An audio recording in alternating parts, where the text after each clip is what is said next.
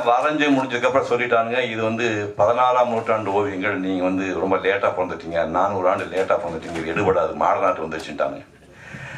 அப்புறம் வேறு வழி இல்லாமல் சினிமாக்குள்ளே போனேன். சினிமாக்குள்ளே போனால் மூஞ்சி நல்லா இருக்குன்னு 33 பேருக்கு டெஸ்ட் எடுத்து பார்த்துட்டு கடைசியில் முருகனா எனக்கு வாங்கி கொடுத்தாங்க. நடிப்பு அனுபவம் உண்டான்னு கேட்டால் சுத்தமாக தெரியாதுங்க, நான் ப்ரஷ்ஷு பெயிண்டோட வாழ்ந்தாள் அப்படின்னா. அந்த பக்கத்தில் ஷூட்டிங் நடக்குது சாரதா ஸ்டுடியோவில், போய் பாருங்க அப்படின்னாங்க. போனேன். கருப்பு மேக்கப்பில் அசோகன் கண்ணங்கரேன்னு நல்லா கழுகு இறகு பறிச்ச மாதிரி நல்ல செஸ்டோடு உட்காந்து, கருப்பு மேக்கப்பு, இவ்வளோ பெரிய மீசை, 2 அடி உயரத்துக்கு கிரீடத்தோட சூரபத்து உட்காந்துருக்கிறாரு. இந்த பக்கம் சிவாஜி வீரபாபு நிற்கிறாரு. முருகனா யார் அவன், அவனை யார் என்று கேட்கிறாய், உன்னை ஒழிப்பதற்கென்றே உலகில் தோன்றியவன், வேரோடு வந்திருப்பவன், உன்னால் வேதனைப்படும் அமரர்களை விடுவிக்கப் போகிறவன், வேலன் வேதத்திற்கு சீலன், பார்வைக்கு பாலன், பகைவர்க்கு காலன். எத்தனை பேர்கள் அவனுக்கு! கந்தன் என்பார், கடம்பன் என்பார், கார்த்திகேயன் என்பார், குகன் என்பார், ஷண்முகன் என்பார், அருமோன் என்பார், உன்னையும் விதைத்தவன் சூரனையும் விதைத்த சூரன் என்பார்னா நீ யார்? உனக்கும் அவனுக்கு என்ன சம்பந்தம் இருக்கு? சொல்லுக்கும் பொருளுக்கும் முத்தமிழுக்கும் தமிழின் இனிமைக்கும் ஆயகலை 64க்கும் 6 சாஸ்திரத்திற்கும் 4 வேதத்திற்கும் முன்னை வழமைக்கும் பின்னை புதுமைக்கும் தலைவன் அவன். அவனே வேலவன், அவன் அனுப்பிய தூதுவன், வீரபாகு தேவன். ஓ, வேலன் அனுப்பிய தூதுவனோ? தூதுவன் மட்டுமல்ல, உனக்கு நன்மை எடுத்து ஓதுபவன். இதை பார், சிவனை தவிர வேறு யாராலும் வெல்ல முடியாது என்ற வரத்தை பெற்றவன் நான். அதை அறிந்தாயா நீ? வரத்தை பெற்றவன் நடக்கும் தரத்திலே தாழ்ந்து விட்டாய் என்றுதான் உன் சிரத்தையா இருப்பதற்கு 12 கரத்தோடு 6 முகத்தை படைத்திருக்கிறான் பரமன். அதை அறிந்தாயா நீ? 6 முகன் என்ன, 1000 முகன் படைத்தவனால் என்ன? இந்த சூரனை வெல்ல உலகில் எவனும் பிறக்கவும் இல்லை, நீ பிறக்க போவதும் இல்லை. உன்னால் என்ன செய்ய முடியும்? என்ன செய்ய முடியுமா? உனக்காகவே தாண்டி வந்தேன் கடலை, வாங்குவேன் உன் உடலை, அணிவேல் மாலையாய் குடலை, ஐயன் கட்டளை இடலை, அதனால் உன்னை தொடலை. நாங்கள் ஷூட்டிங் பார்த்தோன்னே அப்படியே ஊருக்கு ஓடி போயிட்டான்னு தோணுச்சு, தெரியாதமா போய் நடிக்காது போனாங்க.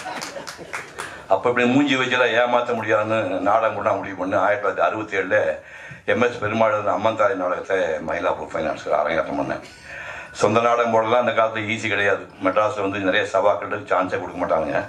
தமிழ்நாடு கூட போய் ஒரு 50 நாடகம் போடக்குள்ளே 2.5 வருஷம் ஆகி போச்சு. அப்போ மேஜர் சுந்தரராஜன் 1965 வந்து என் கூட வந்து மோட்டா சுந்தரமுடியிலேயே எனக்கு அப்பா வேஷம் போட்டார். பான் ஃபாதர் கேட், சில பேர் எப்பவுமே பிறவையே அப்பா இருப்பாங்க. சிவாஜிக்கு அப்பாவா, எம்ஜிஆருக்கு அப்பா, சிவகுமாருக்கு அப்பாவை நடிப்பார். அவரு கூட நடிச்சிருக்காரு. பிறந்த டே எனக்கு குழந்தைன்னு கூடுவார், இருப்பார், நீ வந்து வைரமாக்கலாம், உன்னை நீயே பட்ட திட்ட முடியாது, நீ வா வந்து சேர்ந்துக்கன்னு சொல்லி 1971 போய் சேரும்போது தான் காரைக்குடியான் கதை வந்து எனக்கு கிடச்சிது. அது அச்சாணி நாடகம் பண்ணோம். நம்ப மாட்டேங்க, 120 சபா இருக்குது மயிலாப்பூர்லேயே. ராஜகோபால் MRK வந்து அப்ரூவ் பண்ணி ஒரு நாடகம் அரங்கேற்றம் பண்ணால் நம்ப மாட்டேங்க, நைட்டுக்குள்ளே 120 சபா ஃபுல்லாகி போகும். 3 மாதம் 100 நாடகம்லாம் போட்டிருக்கோம். அப்படி 50 100 போட்டு, அச்சாணி 100 நாடகம் போட்டு, அதுக்கப்புறம் அடுத்த ஒரு 6 மாதத்துக்குள்ளே இன்னொரு 80 நாடகம் போட்டோம். இடையிலே இவர் சொந்த நாடகம் எழுதி கொடுத்து சொந்த நாடகத்தையும் 80 நாடகம் போயிடுச்சு. அது கூட AC திலோசன் படமாக எடுத்தார். இப்படி ஆரம்பித்தவர். அப்போ திரும்ப படம் எடுக்கலான்னு வராரு. அந்த அச்சாணி அதுக்குள்ளேயே வந்து பிரேம்நேசர் ஹீரோ போட்டு மலையாளத்தில் எடுத்துறாங்க. அந்த படம் ஹிட் ஆகிடுச்சு. இப்போ தமிழில் படம் பண்ணலாம் வராரு. அங்கே எங்கள் காலமாக எப்படின்னு நினச்சிங்க, 4 லட்சம் ரூபா ஒரு படம் எடுக்கிறதுக்கு. நான் நடிக்கும் போது ஒரு படம் எடுக்கிறதுக்கு 250 ரூபா நெகட்டிவ் ரோல் வந்து வெறும் 200 ரூபா பிளாக் அண்ட் ஒயிட். 4 லட்சம் ரூபா படம் எடுக்கலாம். அப்போ அந்த இவருக்கு காலேஜ் ஏதோ ஒரு ஃபைனான்ஸ் கிடைக்க மாட்டாங்கன்னா, செட்டியார் ஏகப்பட்ட ஆள் இருக்கிறாங்கல்ல, ஒரு ஃபைனான்ஸ் பண்ண வந்தால் சரி நேரம் பார்த்து இளையராஜா. அப்போ தான் அந்த அன்னக்கடை முடிஞ்சு 3வது படம். இளையராஜா வந்து ஒரு காலகட்டத்தில் இளையராஜா இசையில் அப்படின்னு போட்டுனா டைரக்டர் யார், ஹீரோ யார், இப்போ டைட்டில் என்ன கவலையே பட மாட்டேன், படம் பறந்துட்டு போகும். அப்படி காலகட்டத்தில் இருக்கும்போது இவர் 3ஆம் படத்தில் இவர் புக் பண்ணுறாரு. போய் சாயந்தரம் இண்டு எடுக்கிற சந்தையில் போய் பார்த்தா அவர் மூலையில் உட்காந்துருக்காரு. அண்ணன் பாஸ்கர் இவங்கெல்லாம் உட்காந்துருக்காங்க. என்ன என் சம்பளம் கேட்டார். ஒரு 5000 ரூபா கொடுக்குறாரு முடிவு கொண்டாரு. ஒரு 1000 ரூபா சேர்த்து கொடுங்கன்னு இளையராஜா கேட்குறாரு. என்ன திடீர்னு இல்லை, பாஸ்கர் இருக்கிறான், அமர் இருக்கிறான், நான் 3 பேர் ஆள் 2 ரூபா எடுத்துக்கிறோம். இந்த மாதிரி நினச்சி பாருங்க. தமிழ்நாட்டில் ரூல் பண்ண இசையமைப்பாளர் 2 ரூபா போட்டு கூடியா போகுது. அது அப்போ சொல்லிட்டு 6000 ரூபா போக கொண்டு ஒரு வேண்டாம் ஏழ்ற நாட்டு சனிமா சென்டிமெண்டெல்லாம் 8 கொடுங்க 8 ரூபாய்க்கு வாங்கி. அப்போ ஸ்டுடியோ வசதியெல்லாம் கிடையாது ராஜாவுக்கு. ஏமா போய் அருணா ஸ்டுடியோவில் போய் ஒரு ஸ்டீரியோ ரெக்கார்ட் பண்ண ஆசைப்பட்டு ஸ்டார்ட் பண்ணால் 6 டேக்கு போயிட்டே இருக்கு. நீங்கள் முடிப்பான்னு தெரியல, ஃபைனான்ஸ் ஓடி போய் அந்த அடிக்கிட்டு இருக்கலாம். அதுக்கப்புறம் இங்கே வந்து பிரசாத் ஸ்டுடியோ வந்து ராமநாதன் ரெக்கார்டிஸ்ட் அப்படி சொல்லி 1 ஹவர் பர்மிஷன் வாங்கி அந்த மாதாவன் கோயிலில் பாட்டெல்லாம் பாட வச்சு பண்ண மனுஷன்.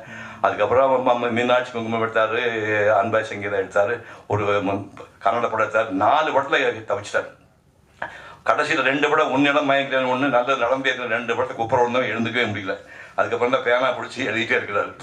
அதாவதுங்க இந்த கலாசிரியருங்கிறது தயாரிப்பாளர் நிலைமை சினிமாவில் பார்த்தீங்கன்னா அது வங்காள விடிகுடா மாதிரி. வங்காள விடிகுட நீந்தி மூழ்க முடியுமே தவிர மீந்தி முடிச்சவன் யாரும் இல்லை. ஒரே உதாரணம் சொல்கிறேன். 1934 ஏவிஎம் செட்டியார் படம் இருக்கிறார், கல்கட்டா அளவு எடுக்கிறார். 1934 அல்லி அர்ஜுனா, ரத்னாவளி, நந்தகுமார் 3 படம் எடுக்கிறார். 3 படம் சூப்பர் ஃப்ளாப். ஏவிஎம் செட்டியார் 3 படம் சூப்பர் ஃப்ளாப். உன்னை ஊருக்கு ஓட வேண்டியதே இல்லை. அது ஏன் தப்பா ஃப்ளாப்பாச்சு கண்டுபிடிச்சி அதுக்கப்புறம் இவரை கரெக்ட் பண்ணி பூகைலாசம் ஒரு படம் எடுக்கிறாரு, சில்வ ஜூப்ளி. அடுத்து 1945 அதே நந்தகுமார் அடிச்சு குட்டி பையன் டிஆர் மகாந்தி பெரியவன் ஆகிட்டான், அவன் வச்சு ஒரு படம் எடுக்கிறார் சீவல்லின்னு. அந்த படம் சூப்பர் ஹிட். அப்படி ஆரம்பித்து வெள்ளக்காரன் காலம் தேவகோட்டைக்கு ஷிஃப்ட் ஆகி டென்ட் கோட்டை போட்டு அதுக்குள்ளே வந்து வேதாள உலகம் நாம ஒரு படம் எடுத்துட்டு 1948 மெட்ராஸ் வந்து ஏபிஎம் சொல்கிறீங்களே வெறும் 37,500 ரூபா, வெறும் 30,500 ரூபாய்க்கு அந்த இடத்த வாங்கி 8 ஃப்ளோரை போட்டு அப்புறம் வாழ்க்கை படம் வைஜதி மாலம் அறிமுகப்படுத்திருந்தவர் தான். அவன் கடைசி படம் அவர் டைரக்ட் பண்ண படம். அதுக்கு பராசக்தி வருது, குலதெய்வம் வருது, பார்மகளை வருது, பாகப்பிரிவினை வருது, உயர்ந்தமந்திரம் வருது, எம்ஜிஆர் வச்சு கரப்படம் எடுக்கிறாரு, ரஜினி வச்சு முரட்டு காளைகள் போக்கிராஜா எடுக்கிறாரு, சகல கலாவாளன் படம் அப்படியே எடுத்து சிவாஜி படம், ரஜினி சிவாஜி படம் கற்பனையே பண்ண முடியாது. சிவாஜி படம் எடுத்துட்டு 1000 பிரிண்ட் போட்டாங்களா, கற்பனை பண்ணிப்பாங்க. ஒரு படத்துக்கு 1000 பிரிண்ட் போட்டிருக்காங்க. 300 டிஜிட்டல் பிரிண்ட் போட்டாங்களா, 1000 தியேட்டர் ரிலீஸ் பண்ணியிருக்காங்க. 73 வருஷம் 175 படம் எடுத்த ஏவிஎம் நிறுவனம், ஏவிஎம் செட்டியார், முருகன் சகோதரர்கள், சரவணன் கடைசியாளர், அதுக்கப்புறம் குகன், அப்புறம் கடைசியில் குழந்தைகள் வந்து பேர குழந்தைக்கு படம் எடுத்துருக்கு. 4 தலைமுறை ஆகியும் அந்த 8 ஃப்ளோரை காணாமல் போய் வெறும் மாடி கட்டடம் ஆகி போச்சு.